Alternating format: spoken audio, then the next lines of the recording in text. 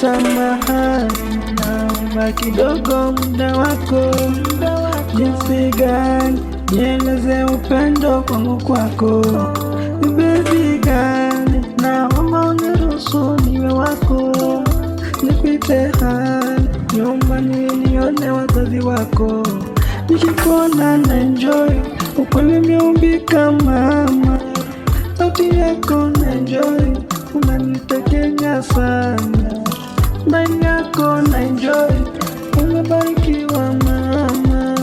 Kiwa nawe nitaenjoy, ninakupenda sana. Kila siku nakuota